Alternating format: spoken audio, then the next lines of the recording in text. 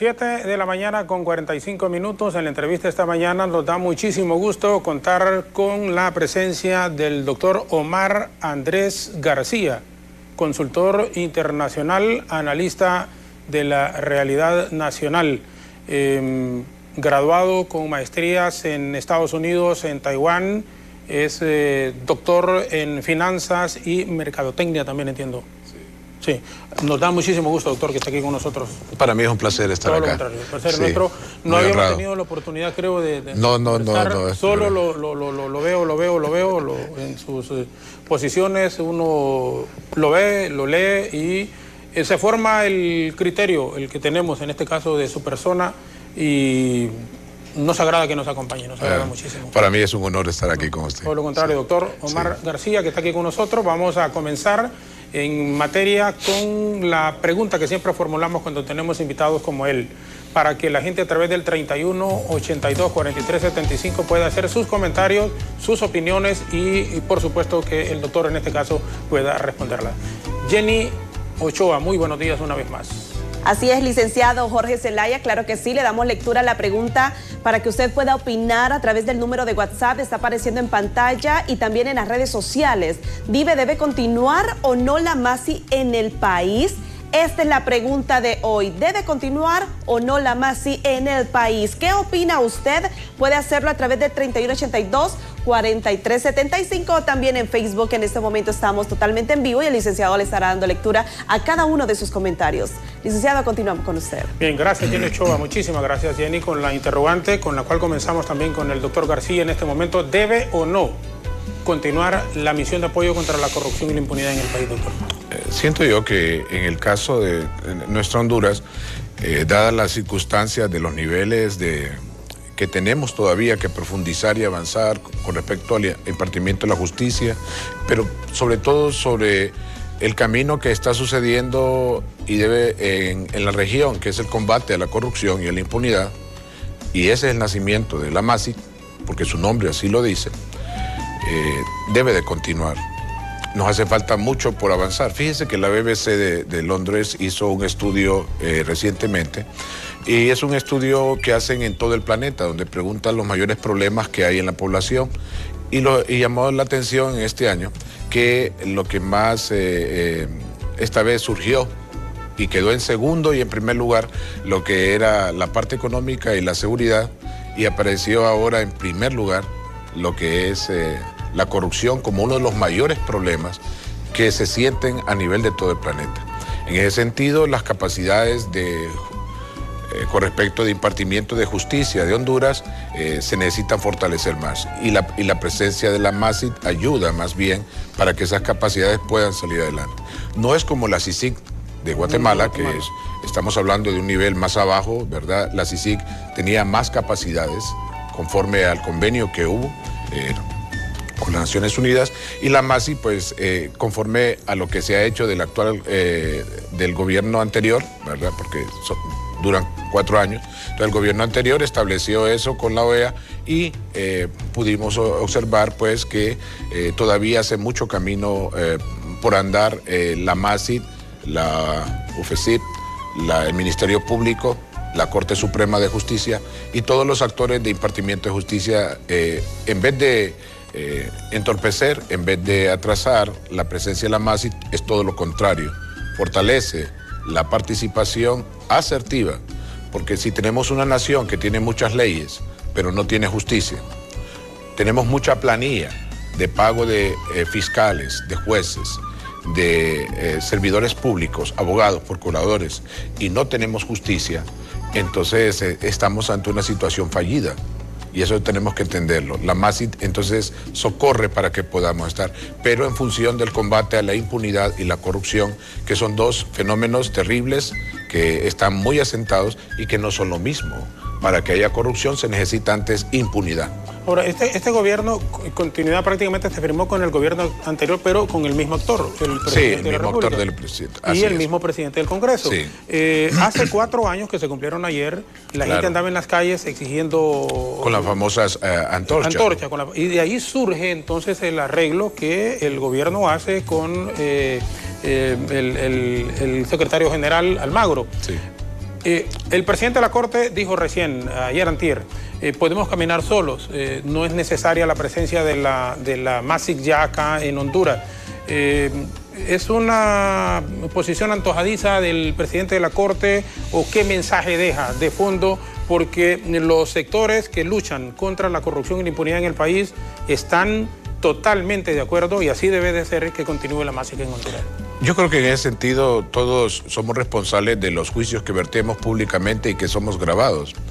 Indudablemente que esa imagen, haber dicho así, se respeta a nivel internacional, pero no se comparte. Más bien pone las señales de alerta en países que han estado muy interesados en que nosotros podamos manejarlo.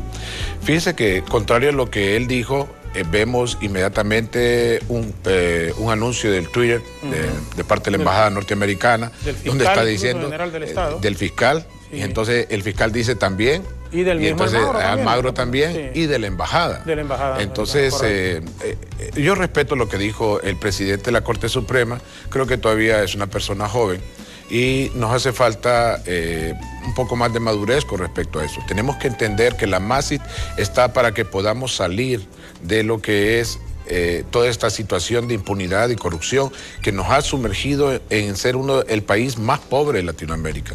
Esto tiene una raíz. Y esa raíz es precisamente que tengamos niveles sociales y económicos sumamente bajísimos, donde ya no éramos ni el penúltimo lugar, ahora somos el último lugar, y el combate a la impunidad y el combate a la corrupción es algo que debe hacerse. No se termina. No estoy diciendo que con la MASIC vamos a llegar a cero, porque ninguna nación tiene cero, pero lo que necesitamos es más transparencia. En la medida que hay transparencia en una nación, pues entonces, obvio, estamos de acuerdo. Sí hay un momento de la MASIC, es de llegada a Honduras, pero siento que todavía no es el tiempo de que parta. Entonces yo pensaría que lo analicen bien las personas que están tomando decisiones, porque tenemos una válvula que es la MASIC. No tuvieron esa válvula en Colombia, en Venezuela, en Bolivia. No la tuvieron. Y miren lo que pasó.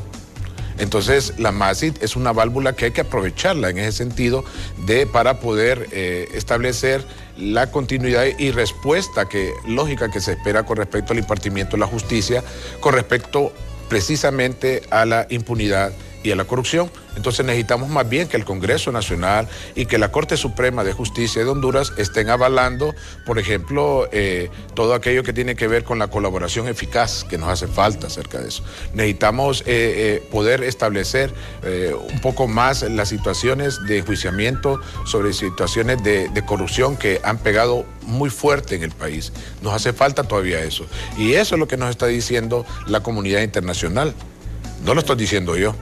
Nos lo están diciendo en sus informes. Nos están poniendo como un país donde es altamente corrupto y entonces la presencia de la MASIC es por eso. Por ejemplo, si empezamos a hacer toda la comparativo de administración que nos ha dado la Transparencia Internacional, nos dice que en el gobierno del señor Ricardo Maduro hubo un año en el cual Honduras fue el país más corrupto de Centroamérica. Ahí está, en ese informe. Pero también empezamos a ver que ya con el de Manuel Zelaya, de esos 3 años que estuvo, 2 años fue el año más corrupto de Centroamérica. Después el de Pepe Lobo, ¿verdad? Hubieron 2 o 4 años, aparece en el informe, 3 años el más corrupto de Centroamérica.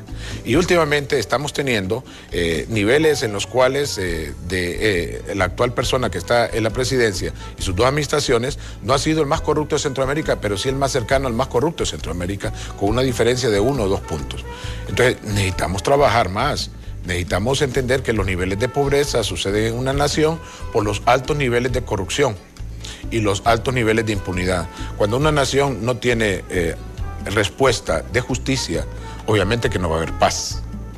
Y entonces usted empieza a dudar del sistema judicial, tanto de persecución como también de prevención y de los actores de justicia. ¿Y qué es lo que hace el pueblo?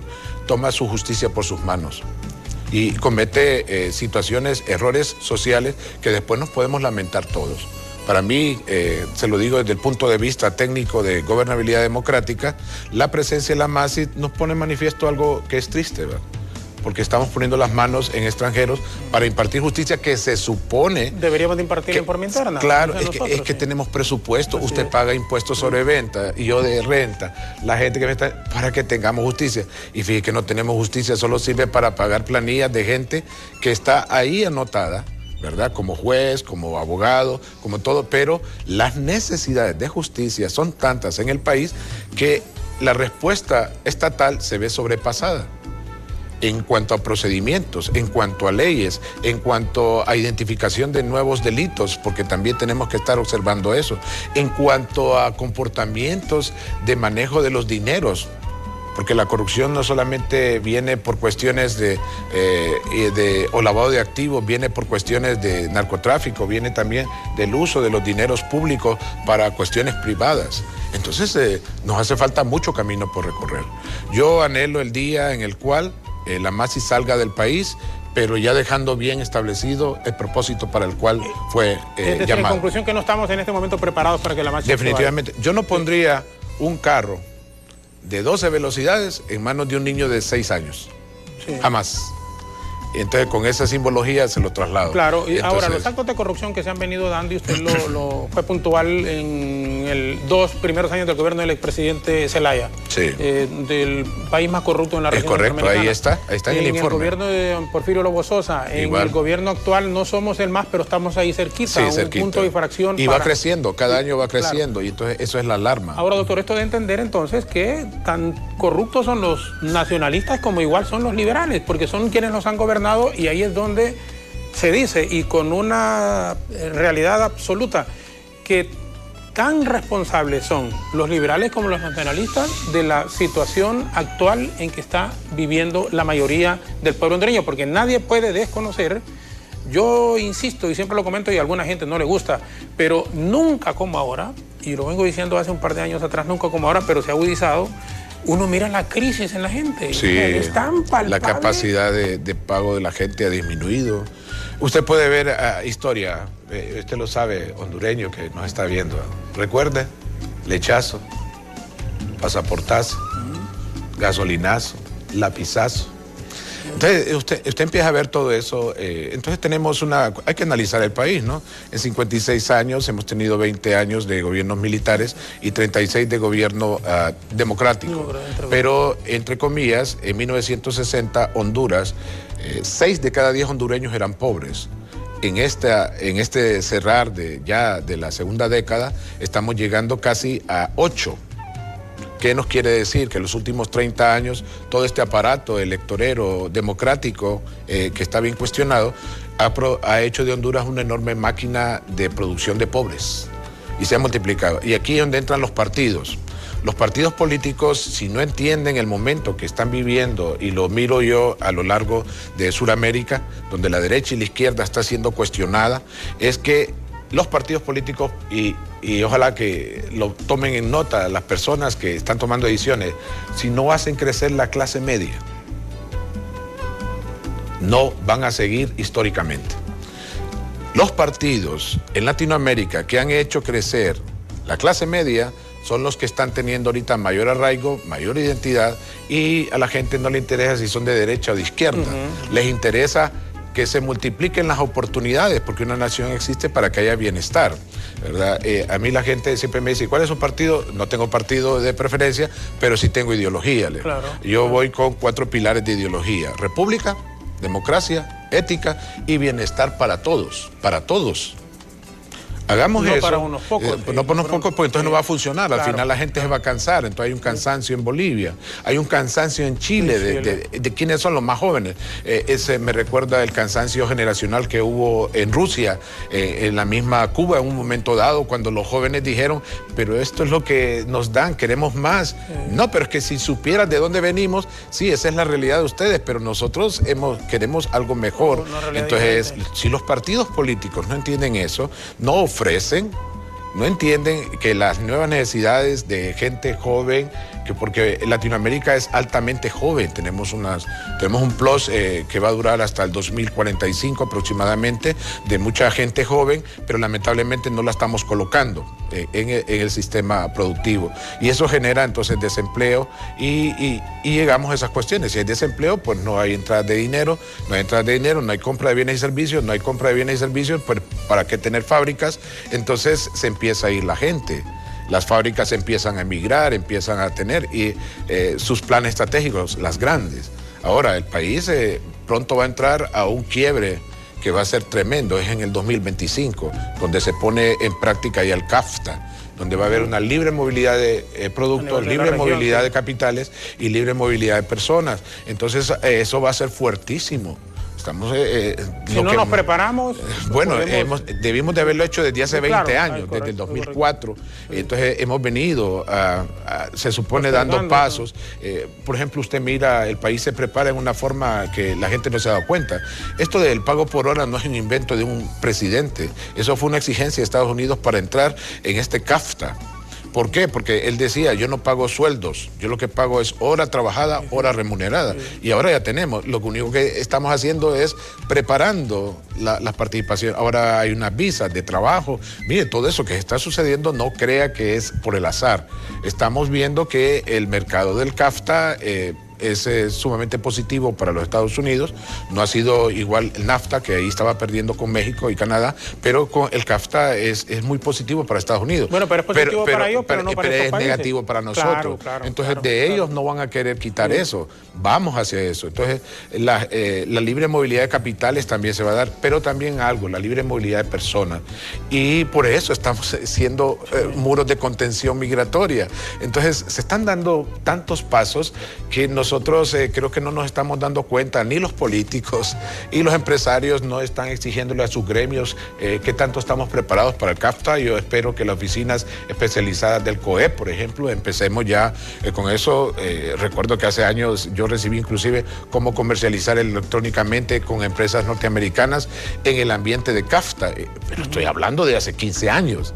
Y mire desde cuándo estaba preparado, se nos preparó, y ahora falta ver cómo vamos a hacer llegar toda esa producción a los Estados Unidos, que va a ser libre, free trade, libre comercio de maíz, de arroz, de pollo, de vegetales, de productos lácteos.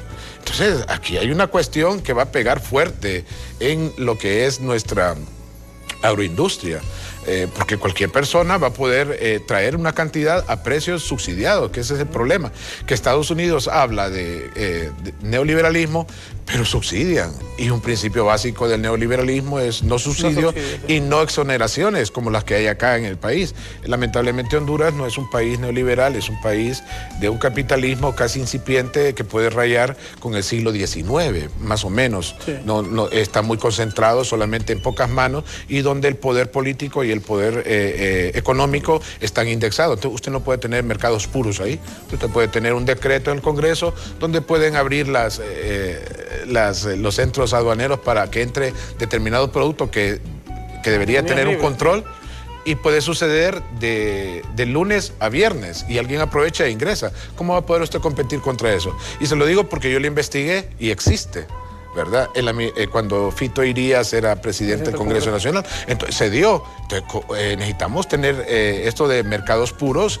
El neoliberalismo, no nos engañemos, en el país no está. Lo que es un feudalismo mezclado con un capitalismo estatista, donde las personas que pertenecen al gobierno son las que están haciendo negocios. No, el capitalismo es para que la gente pueda hacer negocios como quiera, que pueda invertir en empresas públicas, en empresas privadas, que pueda destinar sus ahorros Pero si tenemos una situación de atomizamiento, o sea, de compactación, de cero acceso de la población a tierra, a trabajo, a techo, a tortilla, a transparencia, un capital en pocas manos es mediocre en ese sentido, porque la verdad es que cuando se abran más las fronteras, simplemente ellos van a ser absorbidos y van a ser desplazados. Lo que debe hacer es como han hecho los inversionistas de Guatemala, de El Salvador, brasileños, por ejemplo, han entendido. Fíjate que Brasil podemos aprender mucho de ellos. Ellos han apostado al mercado interno. Ellos el capitalismo lo han desarrollado de una forma fantástica, ¿verdad?, para ellos.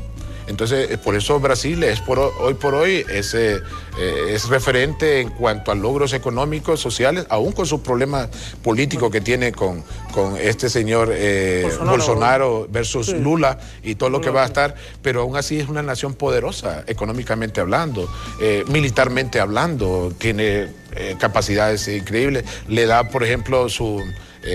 compañías de mantenimiento de aviación no solamente a grandes compañías norteamericanas, sino que a la misma Fuerza Aérea norteamericana. Estamos hablando de tecnología, mi estimado. Entonces, sí, Brasil es un país realmente fuerte dentro de lo que queda en la parte de Sudamérica. Por estos países fuertes, Brasil, el mismo Chile, por ejemplo, con las revueltas que se han dado, Venezuela, que a nivel del mundo, en cuanto a petróleo, es de los países del primer mundo, número 1, número 2, ahí. Pero ¿por qué esas descomposiciones sociales, esas desigualdades que se dan, los problemas que existen ahí? Y uno lo hace y lo trae, doctor, como referencia a que si somos pobres, pero somos pobres, yo creo que incluso probablemente de mentalidad, porque somos un país rico, somos un país que tenemos una belleza natural que se puede explotar en cuanto a turismo, tenemos minas, tenemos tantas cosas maravillosas que el país puede salir adelante. Pero ¿qué es verdaderamente lo que pasa? Y si se hace una relación con estos que tienen un nivel de vida, el de Chile, el ingreso per cápita es altísimo. Sí, pero mire lo que está ocurriendo en este momento. Lo que pasa es que tenemos que ver 200 años. Hace 200 años, los pensadores hondureños establecían las reglas de crecimiento centroamericano y eran los presidentes en Centroamérica, hondureños. Estamos hablando de Cabañas, estamos hablando de Valle, estamos hablando de Francisco Morazán. Entonces, hemos perdido eso. Le agradezco su pregunta porque aquí, hondureños, sí somos ricos, sí tenemos recursos, ¿verdad?, como país, pero es lamentable que la nación más rica en recursos naturales e hídricos, sobre todo hídricos, sea la nación más pobre de Latinoamérica. Entonces eso se debe a pésima administración de parte de quienes han estado al frente, pero también del mismo pueblo. En ese sentido, si me lo permite, yo digo que vamos a salir el día que pensemos de que no somos pobres, sino que estamos pobres, que es una gran diferencia que sucedió en Chile, que sucedió en Bolivia, que sucedió en las naciones que hoy son desarrolladas. Taiwán, por ejemplo, estuvo pobre, pero nunca pensaron que eran pobres todo el tiempo. Recuerde que hace 50 años Honduras era mejor que Taiwán, claro, en indicadores económicos y sociales. Taiwán incluso dependía, totalmente, no tenía. Hoy entonces, Taiwán es una nación pequeñísima en número poblacional, en extensión territorial, pero rica. Yo he tenido la oportunidad de ir 2 veces a Taiwán. Yo sé que usted estudió en Fujian. En Fujian, pero la industria, por ejemplo, en la zona sur de Taiwán es extremadamente avanzado. Uno dice, wow. Eso está en el top 10 de los países desarrollados. Y ellos cuando vienen acá se sorprenden de ver la extensión territorial y de ver toda esta verdor y toda esa agua. Mire que la embajadora, solo le traslado al pueblo hondureño, es una señora muy amable, la embajadora Ingrid de Taiwán, y conversando con ella me dice, cuando nosotros éramos pobres, ya no lo somos. Entonces qué lindo es que una generación, porque ella me dijo, yo viví eso, me dice, en mi niñez, pero ya no estamos. Entonces quiere decir que sí podemos transformar el país y podemos desarrollarlo. Ahora, debe de haber un cuidado para que lo logrado no se pierda. Ejemplo, Chile. Usted ve en Chile el modelo económico y el modelo social empezó a tener cierto distanciamiento y se pierde cuando empieza a crecer económicamente las grandes empresas, pero socialmente no se ve.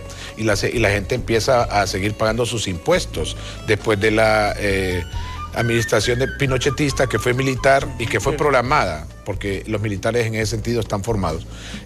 Desarrolló la infraestructura, después vino el desarrollo social, pero falta todavía que aprendan todavía más apuntando a la crisis que vivieron también los países que se llaman socialdemócratas, como los nórdicos, porque Chile está en eso. Entonces no me le cabe la menor duda que Chile, después de este proceso, va a tener muy buen desempeño, porque tienen la infraestructura económica, tienen todavía recursos en los cuales pueden seguirlos explotando, pertenecen a la APEC, saben de la posición estratégica que tienen. No creo que vayan a renunciar a sus logros sociales con los cuales han logrado establecer que son referentes para seguir como ejemplo en América, al igual que Uruguay, porque son esos dos países y le siguen tercero Argentina. En ese sentido, nosotros tenemos que ver hacia dónde está llevando. Y mire todo lo que la nueva Constitución que se está construyendo en Chile por parte de Piñera, que es un hombre inteligentísimo, a pesar de que cualquiera puede pensar y dice, es que él es de derecha y es cerrado. No es cierto, y es multimillonario también. Entonces, es un hombre que tiene mucho que perder, pero en la medida que él sabe... Más que perder que de ganar, es decir, en cuanto a posición de tipo personal y familiar. Si logra hacer esto, él va a ser más multimillonario, porque si hay cosa buena, es ser multimillonario en un país riquísimo, creciente. Esa es porque pertenecería a los clubes de los billonarios. Ser millonario en un país pobre no es tan bueno, porque creo que es tonto desarrollar todo alrededor y llenarse de pobres alrededor. Al final se lo van a quitar. Ahí es cuando uno, doctor, se pregunta, y lo hemos hecho con algunos amigos en reuniones, ¿por qué querer dirigir un país tan pobre y con tantos problemas como el nuestro? ¿Por qué hay tantos precandidatos, tanta gente que quiere llegar a ser presidente? Esa pregunta me la han hecho varias personas y es que hay una necesidad de querer trascender, pero llegar 4 años para repasearse en el país no creo que debería de ser bueno quedar en la memoria. Es como Evo Morales. Evo Morales logró en 12 años cosas que no habían hecho otros presidentes. Logró levantar socialmente esa nación. Viene a él, le calientan su oreja, lo asesoran, ¿verdad? La presión de Río también, la presión de Cuba, la presión de China, la presión de Rusia, la expectativa de que en Argentina había ganado ya la izquierda nuevamente. Entonces, le agarró que tuviese fuerza y no atendió lo que la gente le dijo. Ya no sigas en el poder. Correcto, sí. Te queremos fuera. Porque él se reeligió doblemente. En todo caso. Ahí perdió la perspectiva. Hubiera ido a un proceso limpio. Y hubiera salido por la puerta ancha, hombre. Si lo ganaba bien, pues hombre, a seguir los 4 años. Porque él iba a una segunda vuelta. Es decir, con el triunfo que obtuvo, iba a la segunda vuelta. No es que ya dejaba de ser presidente. Entonces, él debe habérsela jugado en la segunda vuelta. Y si perdía, entregarle, ya estuve 12 años. Y entonces los enemigos ideológicos políticos de él han aprovechado, y por eso me gusta la posición de la Iglesia Católica como un referente ahí que está diciendo, sabemos que se fue el señor, pero queremos que llamen a elecciones. Y le están presionando ahora a la señora que quedó, Ibáñez, que quedó encargada. Fue increíble, toda la escalera que tuvo que bajarse para que ella llegara. Y se le está exigiendo, queremos ir a elecciones. El error que puede hacer Bolivia, a mi criterio, es que se mantengan en el poder a más de un año. Ahí el reto es convocar elecciones y que haya traspaso a nuevo gobierno en ese año 2020. Y es que crucial. No participe la señora que está de presidente, para nada. Que ella convoque y que sea comience como árbitro. Estamos de acuerdo. No vuelve, que gane. Entonces la señora más bien sería alguien que vino a auxiliar para que la nación no se cayera, porque es triste realmente tener avances económicos y aumentar más la pobreza, porque eso es lo que va a acontecer. Se bajan esos indicadores sociales en Bolivia, la pobreza va a ser más acentuada y va a ser más terrible. Aparte de que hay un elemento que me preocupa en Bolivia, y es la creciente choque entre blancos e indígenas. Y eso no es bueno para una nación, porque, hasta la Biblia dice que toda casa dividida contra sí misma tiende a desaparecer. Ellos tienen que aceptarse mutuamente, tienen que aprender de Guatemala. Guatemala es una nación indigenista en su mayoría, ¿verdad? También Costa Rica es más blanca que mestiza. El Salvador y Honduras somos bien mestizos, la mayoría, así es. Entonces, ellos tienen que aprender acerca de eso, pero si empiezan a chocar por cuestión de raza, entonces camino largo y duro le espera a Bolivia después de esta situación. Ayer 3 muertos de los seguidores del presidente Morales. Sí. Enfrentados con la policía. Con la policía. Y también hay venezolanos ahí, que lo mismo sucedió en Chile. Según los informes que yo tengo, ¿verdad?, es que también fueron apresados como 10 venezolanos y armados. Entonces ahí estamos en una situación en la cual el mayor perdedor con respecto a Bolivia es Venezuela, pues. Eso no me cabe la menor duda, y Cuba. Pero fronterizo pues sería el nuevo gobierno que se va a tomar. Pero Argentina es una institucionalidad. Han aprendido los errores de las cuestiones de gobiernos militares ultraderechistas, en el sentido de que no quieren volver a eso, y lo mismo Chile, ¿verdad? Pero hay que observar que en América se está dando un movimiento fuerte donde de derecha a izquierda, pero ambos no están respondiendo a las necesidades de lo que es de la mayoría de la gente que es joven. Y los jóvenes, y ayer decía en otro programa, para Honduras, no crean que lo que está pasando en Sudamérica no puede pasar en Honduras, porque yo encuentro en Honduras, en mis análisis, un elemento que me pone preocupado. Hay extremada pobreza y extremada hiperconectividad. Y si hay algo que yo puedo ver en las situaciones de Chile y de Bolivia, aunque uno era de derecha y otro era de izquierda, es que los movimientos de la calle no han sido controlados por alguna persona en sí, han sido claro, espontánea. Sí, eso sí. Solo puede suceder si están las mentes conectadas. Sí. Entonces estaríamos llegando a analizar también, ya pasó hace una década, ¿verdad? La primavera árabe, los movimientos en Túnez, los movimientos en Libia, en Egipto y también allá en Yemen, que fueron autoconvocados por las cuestiones de estar conectados con celulares, pero también las protestas masivas que hubieron en Francia, que hubieron en Inglaterra, y que los mismos estados dijeron no podemos controlar, y desde entonces hubieron reuniones internacionales donde se le está poniendo un valladar a esto de las redes sociales y que deben de controlarlo. Se aprendió de China y de Rusia que ellos sí controlan eso. Entonces dijeron, por eso es que ellos han logrado neutralizar. Y a mí no estoy a favor de que a uno lo estén controlando en eso, claro. Porque esos son derechos humanos que deben de respetarse. Entonces, no queremos movimientos sociales en la calle, entonces hagamos las cosas correctas. Sí, porque yo no creo que la gente vaya a protestar masivamente porque se está combatiendo la pobreza. Salen de las universidades y le ocurre a uno que tiene un puesto así irregular, que lo pasan buscando amigos, claro, padres de jóvenes que se gradúan de ingenieros, de médicos, de abogados, y le dicen, mire, pues hable con tal ministro, ayúdeme, consígame trabajo. Entonces uno se encuentra con una dura realidad que no dan trabajo. Es que el modelo educativo hondureño es fracasado totalmente. Yo lo he analizado y tiene 5 fracasos y rápidamente lo digo.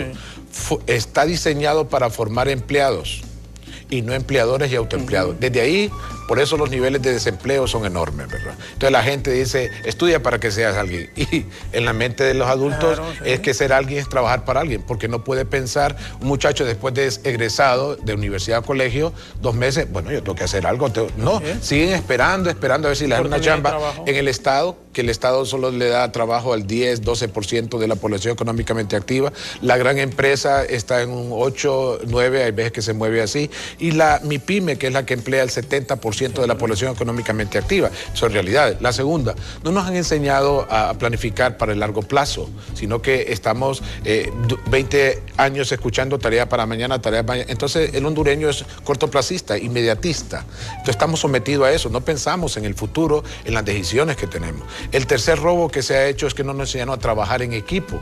Pues usted mira en los pasillos que se le da las loas y los vivas y aplausos a individuos o equipos. A individuos con la estrellita, ¿verdad? Y eso usted lo mira en la escuela, en el kinder, en el colegio, en la universidad, y usted tiene un artículo que dice en el Código de Trabajo que el trabajador contratado deberá desempeñar individualmente las labores para las cuales ha sido contratado. Entonces ahí estamos ante ese problema, pues. No nos ha enseñado a vivir en democracia. La democracia no se enseña en el hogar.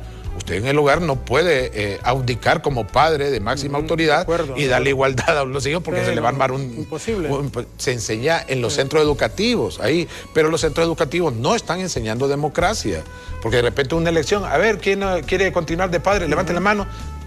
Ya una parte, otros ya estuvieron, bueno, él queda de presidente. Entonces no, deben de enseñarnos quiénes están a favor de esto, quiénes lo secundan. Necesitamos 2 opciones a votar y debe respetarse el voto en blanco, el abstencionismo.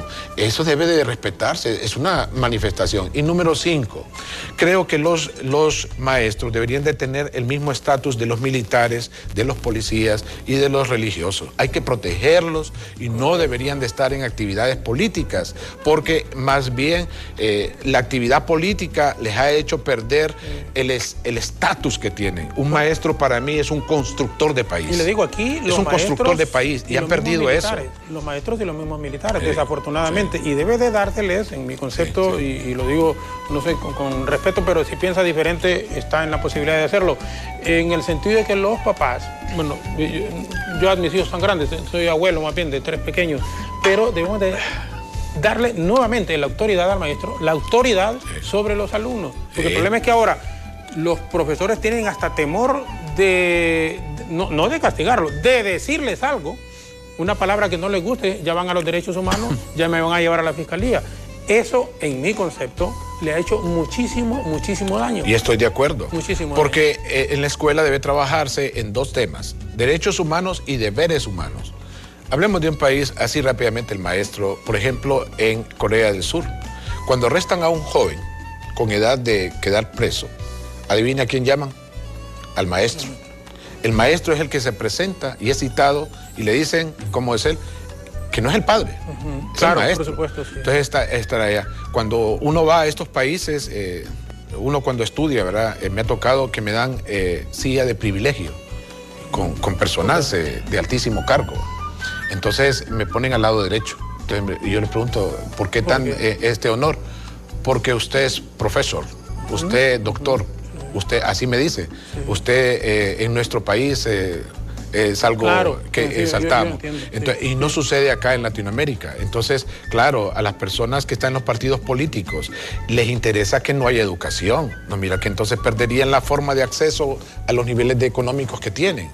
Por eso vemos que hay una situación donde los maestros hacen y deshacen porque perdieron la conciencia gremialista y ahora tienen una conciencia partidista. Y eso lo saben los partidos que nosotros conocemos acá. Si siguen, maestros, ustedes siguiendo a estos partidos sobre todas las cosas, ustedes van a seguir perdiendo y perdiendo. Recuerden, en la medida que tenemos ausentismo de los jóvenes, van a llegar adultos, ustedes van a estar más ancianos. Y no creo que ese encuentro con este tipo de personas sea agradable, porque esas personas no van a tener trabajo. Y eso es algo, por eso digo yo que el maestro es constructor de país. Debemos de poner a las personas formadas en la Secretaría de Educación, por favor. Y no estamos haciendo eso. Debemos de tener gente proba ahí. Gente que entienda que la educación es lo más importante. El modelo del maestro ha sido sustituido por la autoridad pésima de un líder juvenil con antecedentes criminales. Porque la ausencia siempre está. Claro, ¿Qué es lo que dice esta persona? Quiero respeto, dice. Y antes uno respetaba al maestro. Sí. El maestro era, olvídese, venía un padre y le decía. Ahora vemos a los maestros como cualquier cosa. Pero es porque el sistema, el modelo educativo, fue permeado por el modelo político prevaleciente, donde quiere deshacer todo lo que implica la autoridad moral y técnica en la educación. Quieren seguir enseñando que 2 más 2 es 4, cuando debemos de entrarle. El sistema educativo se va a cambiar si metemos clases como emprendedurismo. Debe de dársela a los niños. Debe enseñarse cooperativismo. Debe de enseñarse la clase de democracia. Y debe de enseñarse también, en ese sentido, las cuestiones de lo que son valores morales. Usted haga esas 4 cosas y va a cambiar esta generación en 25 años. No lo haga, solo haga 1 o solo haga 2 y vamos a tardar más años, con el peligro de que podamos tener una confrontación social donde todos podemos perder todo. Si yo les pregunto ahorita a la gente que nos está viendo, a políticos, a empresarios, ¿qué tanto se gana conseguir igual como está Honduras ahorita? Así como está. ¿Qué tanto se gana y quién gana tanto? Que al final todos vamos a perder todo. Espero que lo piensen, que el mes de diciembre siempre es bueno analizar ese tipo de cosas. Necesitamos cambios. Y si quien está en la presidencia, han habido hombres que visto los horizontes y las tendencias, han hecho cambios tremendos. Doctor, estamos conversando con el doctor Omar Andrés García, consultor internacional. Esta mañana es un enorme gusto escuchar sus opiniones. Vamos a separarnos solo por una brevísima pausa y regresamos en un instante ya en la parte final de esta entrevista.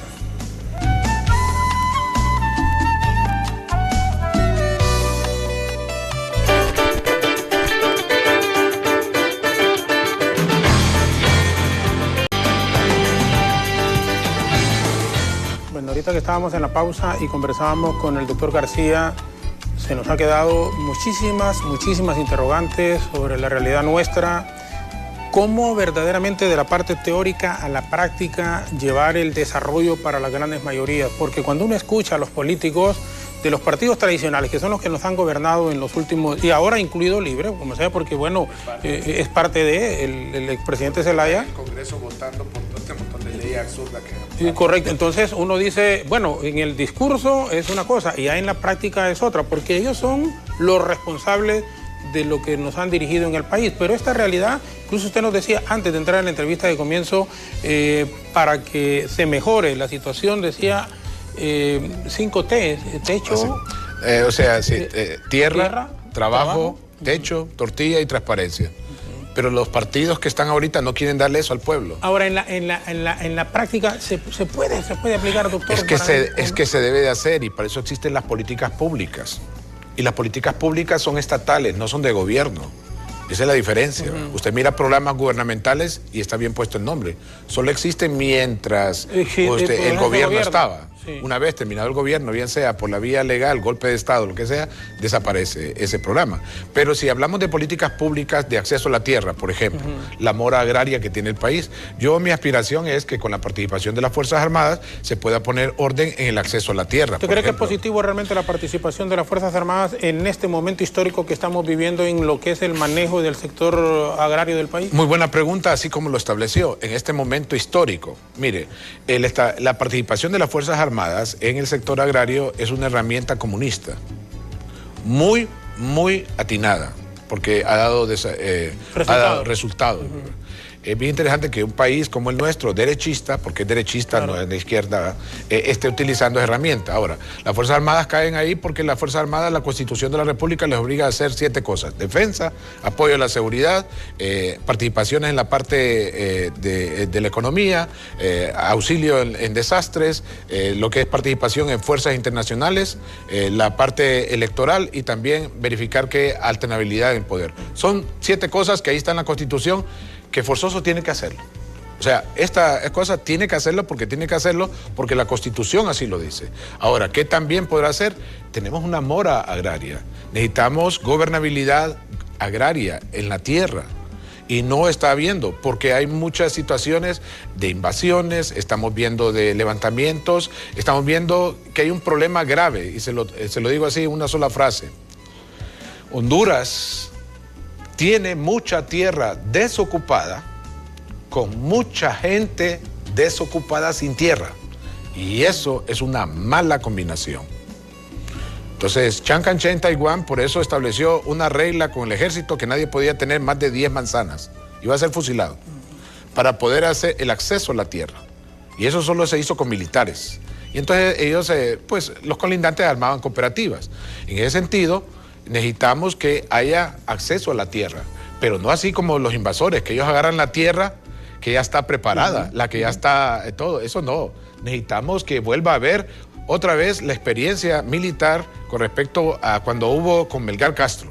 Se movilizaron poblaciones y se establecieron lugares donde no había explotación de la tierra, y por eso usted encuentra ahora Nueva Palestina, por ejemplo, que venían de Palestina y Choluteca, por ejemplo, por hablar así. Costa Norte, entonces, Costa Norte. Después con la ley de Callejas, que arruinó eso, porque esas tierras iban a quedar para los descendientes y no se podían vender. Viene Callejas y dice él, con la modernización, no, que las vendan. Entonces esa gente vendió, y ahora las grandes empresas son los dueños de esas tierras, y otra vez tenemos gente desocupada que puede servir de peones en el narcotráfico o para cuestiones de levantamientos campesinos, porque necesitan llevar alimento, y eso es lo que está alimentando la migración. Entonces es un momento que deberá de hacerse.